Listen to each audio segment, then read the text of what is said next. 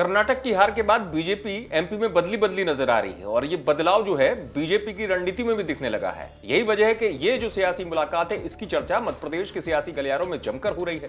तस्वीर आपको नजर आ रही होगी और सीधा सरोकार तस्वीर का चंबल से जुड़ा हुआ है, यानी सिंधिया के गढ़ से जुड़ा हुआ है। ग्वालियर से दो नेता आपको नजर आए तस्वीर में, एक नरेंद्र तोमर केंद्रीय मंत्री, कृषि मंत्री, और साथ ही साथ बीजेपी के पुराने चेहरे ग्वालियर में, जो ज्योतिरादित्य सिंधिया के आने के बाद बीच बीच में कई बार अपने आप को उपेक्षित भी महसूस करते हैं, ऐसा नजर आता है। सियासी चर्चा होती है जयभान पवैया।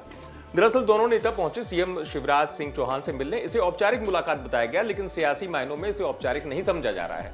उसकी वजह यह है कि खासतौर से बीजेपी जो है अपने पुराने नेताओं पर अब ध्यान दे रही है और खुद मुख्यमंत्री इस बात को समझ रहे हैं और मोर्चा संभाल भी रहे हैं। यही वजह कि एक सामान्य मुलाकात तो है, लेकिन खास तौर से पार्टी का फोकस ग्वालियर चंबल संभाग में है, क्योंकि कांग्रेस सबसे ज्यादा उम्मीद वहां जता रही है। 2023 के चुनाव में दिग्विजय सिंह से लेकर कमलनाथ तक सब ताकत झोंक रहे हैं और उम्मीद लगा रहे हैं कि ग्वालियर चंबल संभाग जो है यहां से कांग्रेस को सफलता मिलेगी।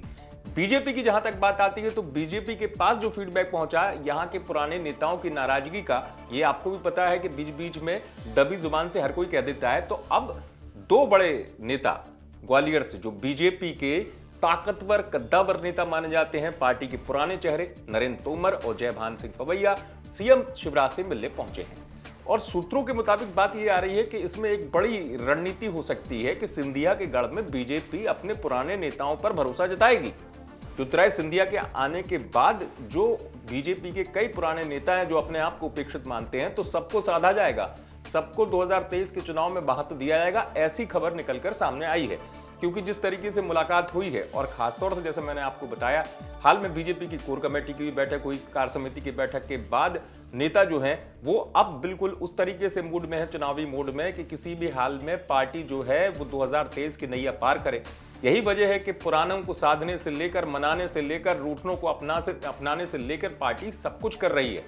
और इस मुलाकात को ग्वालियर चंबल में, क्योंकि ज्योतिरादित्य सिंधिया इसी अंचल से आते हैं, इस लिहाज से महत्वपूर्ण माना जा रहा है। सियासी जानकार मानते हैं कि एक बार फिर कोशिश हुई है इस तरीके से कि जो पुराने लोग हैं उनको मनाया जाए और खासतौर से ग्वालियर चंबल संभाग में पार्टी के पुराने चेहरों का साथ लेकर ही पार्टी अपना रोड मैप तय करेगी। आप देखते रहें एमपी तक।